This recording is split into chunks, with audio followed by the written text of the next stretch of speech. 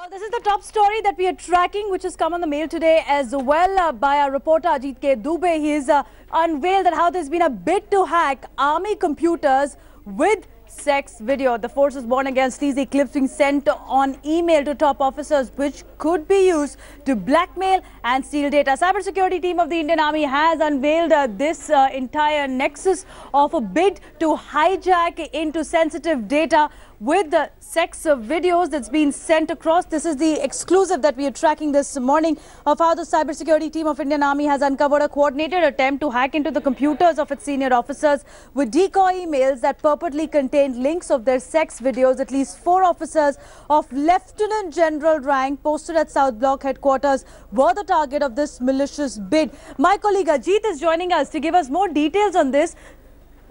So, Ajit, it seems that it's a change of tack to get the sensitive information from the Lieutenant General rank officers. Take us through how this entire operation works. How are the intel agencies able to crack down on it?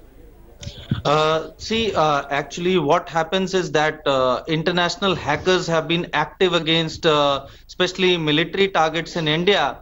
And in this operation, what they had done is that they had sent emails with hyperlinks which said that the mail contained the hyperlink would take them to the sex video of a particular lieutenant general. And had these generals clicked the links, they would have their entire computer system would have been hacked, and all sensitive information in them would have been able to the hackers. And fortunately what happened is that as soon as the officers started receiving this mail, because of the awareness spread by the military intelligence and army cyber wing, they reported it to the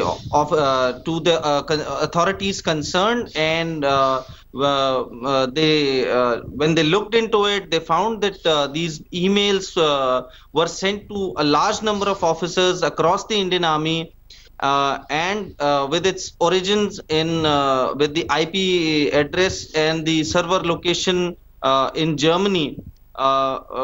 The experts are saying that this could be the hackers could be from anywhere, but including Pakistan, China, and it could also be the Russians, who are very active in hacking operations across the globe.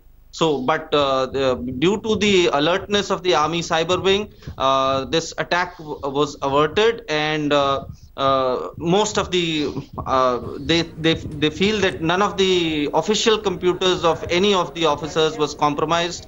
And this is because of the alert awareness spread by them across the board. Well, that's the good news, Ajit, that none of the officers were compromised. No single data was leaked in spite of this heinous design. We're given to understand that the IP address traces to Germany, and it's very, very difficult now to also trace the perpetrators of this crime. And how will it be done? We have Arun Singh, who's joining us at the moment as well, security expert. Mr. Singh, now what are the challenges for the security forces? First, to ensure that sensitive data is saved, these kind of malicious emails don't make it into the central system, and also how to track down those behind it.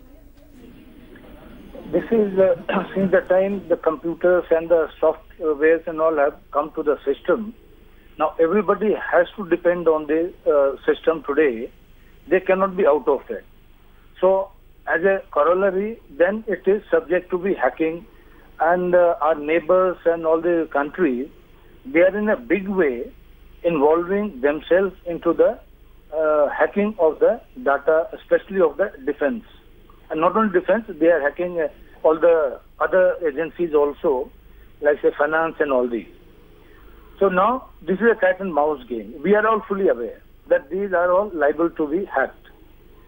Now this problem is well known to each member of the armed forces and even other security forces. So now a lot of measures have already been adopted. Not that all the senior officers, they just did to open this one, but now they have been taught, they have been made aware, and they are fully conversant with this. As a result, now what has happened, none of the officers opened this one. And also we have a system that the sensitive data should be on standalone mode. If it is not connected to the computer, you have your system, at least it is totally safe. And also, like say, smart telephones and all have been debarred. You're absolutely right, sir, when you say that, of course, the awareness is a key. Also, systematic cleanup of the systems is essential. But how do we trace hackers in this case? No, because of awareness, what happens now, people are very clear, and the system, all those who are looking into the problem, they are looking into, okay, what all things are coming, and then people are immediately informed. Now, these are the new modus operandi of these hackers. So people are made aware, because they are also, every day they are changing the system. They are wanting to introduce new things. So all these new things, our system, people, all those who are at it, they come to know, and straightway they pass it on as per the available facilities, so that everybody knows. And naturally they will try and hack the system of the senior officers. Absolutely. Mr. Singh, the senior officers are most vulnerable. Thanks for joining us. Let's take our viewers through as well how there has been a bid to target the senior officers in our armed forces in a bid to leak information. Now, traditional methods have been honey trap that's been used most often. Let's take our viewers through it as well. That how defense forces have not been immune for a long time, because Pak-based cyber unit honey trap defense personnel on social media as well. So from the traditional methods of honey trap, it's gone on social media. Security related data was siphoned off in October last year. We'd also seen that Indian Air Force airman passed on classified information to a woman who befriended him on Facebook. That happened in December 2015. It also created headlines. BSF constable was among those held in Jammu and Kashmir for allegedly spying for ISI. And let's not forget how Army's Subedar Nayak had also leaked sensitive information to Pak spy through social media. Lieutenant Colonel also faced charge on contacts on Facebook with an alleged ISI agent. But this is different. So, Ajit, when you're talking about a sex mail trap, this is when the officers are also lured in with a very sensitive message that comes out, a very sensational message that click on this website and click on this link and you would be given access to certain photographs. And it's just good luck, one would say, and also a certain level of awareness that this time round lieutenant generals who were targeted did not fall for this trap. But now what is the next step? How is the army going to ensure that the hackers are traced? Ajit, if you can hear me at the moment, can you tell us how the investigations are panning out to trace the IP address, to trace the hackers, any lead that the Army's got so far? All right, we'll try and connect with my colleague Ajit in just a bit. But remember, the Army has been in overdrive after the incidents of honey trapping of defense personnel by ISI operatives that came to light last year. They've also raised an alert among personnel against such emails to convey to its officers to steer clear of such email links. They've also asked them to sanitize the computers, averting any further hacking attempts. Trapping is a very old business, and now people are fully aware. And actually rare, one of the rare and exceptions we can't rule out. It is now only as an exception that the honey trap will be successful to some extent. And it is going to be with those people who have got practically no knowledge and what can be given out by them. So those are the people who are on the fringes, can only be contacted and little bit.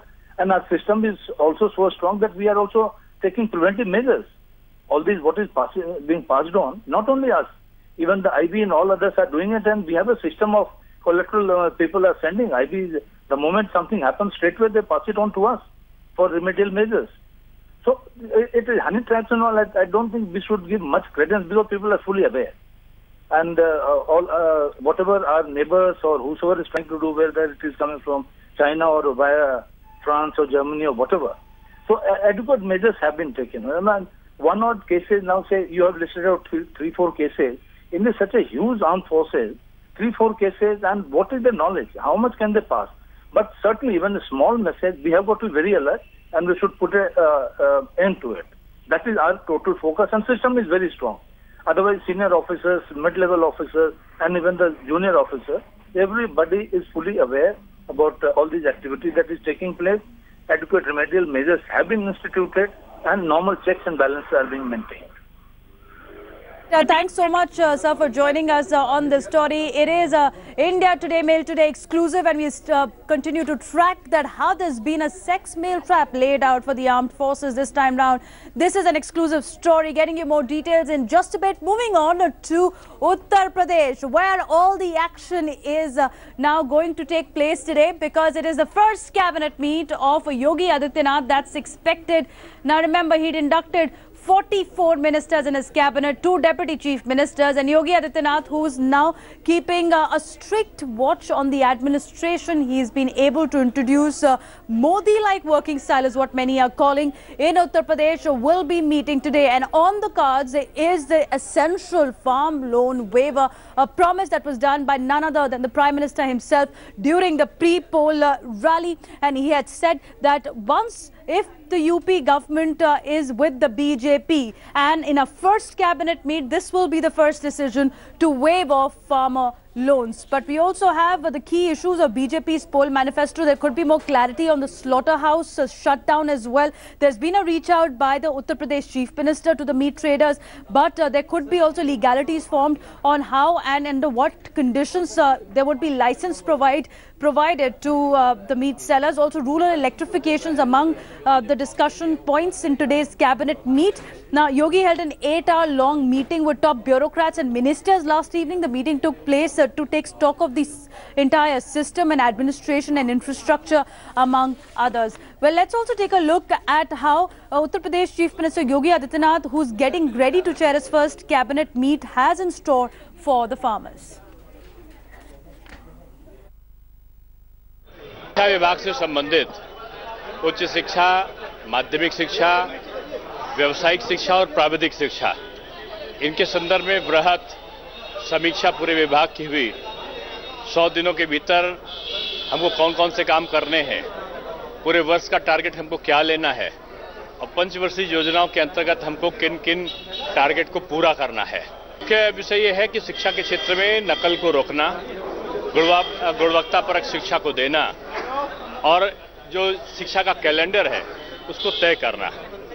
बहुत साल से सरकारें सोती रहीं, इसलिए हम लोगों को जागना पड़ा है आज।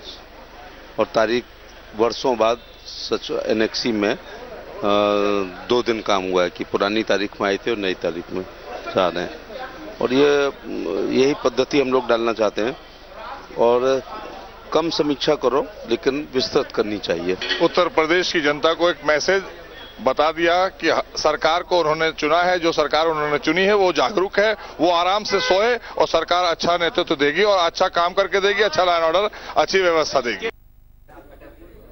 Also getting reports that Subramaniam Swamy could be meeting Yogi Adityanath in his first cabinet meet as well. We'll go across to my colleague Maushmi for that. But first up, let's take you through what have been the BJP's poll promises so far. Now, interestingly, farmers were on top of the agenda during BJP's UP campaign when they said loan waiver will be given to small-scale farmers. This is one of the promises made by the Prime Minister during his rally, and they said that loans for small-scale farmers will be at 0% interest. So now, will Yogi Adityanath be able to meet that promise is a big question. Now, there is a 600 crore debt, and clearance within 120 days is also on UP government's radar. 150 crore fund for agriculture in next 5 years is what's been promised by the BJP so far. Law and order, we've already seen that once they had said that they will ensure a tougher crackdown on law and order. We've had the anti-Romeo squad that's been formed, and also Yogi Adityanath in the first few days of his chief ministerial tenure had gone to the police stations of Hazratganj to check and send out a message that how serious he is about law and order situation. There are several other measures. Let's go across to my colleague Maushmi as well right now.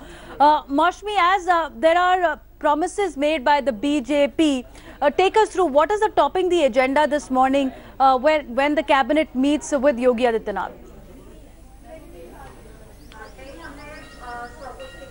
Devna, you are right when you said that Uttar Pradesh is where all the action is, and we'll be getting you the best of all the action. But let me tell you that Yogi Adityanath, in his true style, has been very hands-on with all the issues of the BJP that had been promised during the election season. And clearly topping the agenda is the farmers' loan. As far as the Prime Minister is concerned, if you remember, he was very vocal in his speeches when he said in the first cabinet meeting meeting of the state, when we form our government, we would be actually making, we will be actually reaching out to the farmers and making some announcements. And true to that spirit, Yogi Adityanath had pushed the cabinet meeting for a later date, and today is the day when this big cabinet meeting with a huge amount of expectations from that meeting is going to be held in the evening at 5 p.m. Let me tell you that some serious measures are expected apart from the loan waiver, which is a huge whooping 62,000 crore. There might be actually something as far as the anti-Romeo squad is concerned, the slaughterhouses are concerned, even a stadium in Ghazipur we believe is also on the agenda. And as far as the wheat pricing is concerned, it is a wheat season. Be with me, because even as the party, the Samajwadi Party. Yes, Maushmi, be with me. Yes. Be with me, because I'm getting a reaction from Subramaniam Swamy, which could mean that even the Ram Mandir issue could be on the agenda for the UP cabinet. Take a listen first.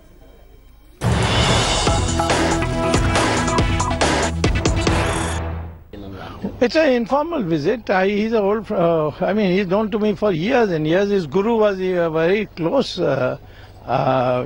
closely known to me. I've stayed in Gorakhnath Mandir Dharmshala. I've addressed meetings with Adityanath many times. We are both partners in Hindutva. And so when he was here, he had hardly any time, but he told me, come to Lucknow, we'll have a meeting. So on that basis, I'm going. But yes, I will certainly discuss Ram Temple. But this is an unofficial meeting. It's not an official meeting. Maushmi still with me. So Maushmi, one of the bigger promises of BJP's poll manifesto has been the Ayodhya dispute as well. Subramaniam Swamy confirming that Ram Temple will be discussed. Curious case of timing. Swamy meeting Yogi Adityanath, even though it's an unofficial meeting, just ahead of the first cabinet meeting in Uttar Pradesh.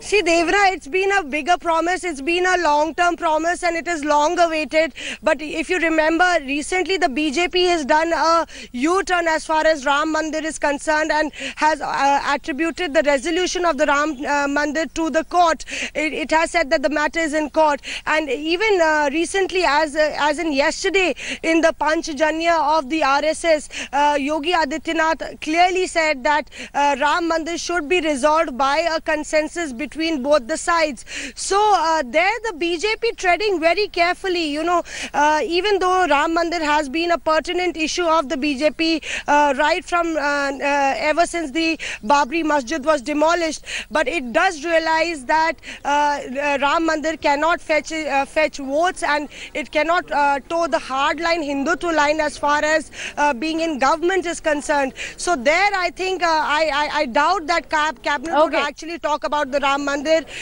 if the CM has already stated that the matter should be resolved in court. All right, Maushmi, thanks for joining us. Keeping an eye out for the big first cabinet meet of Yogi Adityanath in the shadow of the Ram Temple issue, and also in the shadow of the farm loan waiver promise that was made by the BJP. Taking a short break. Stay with us. On the other side, News and Update continues.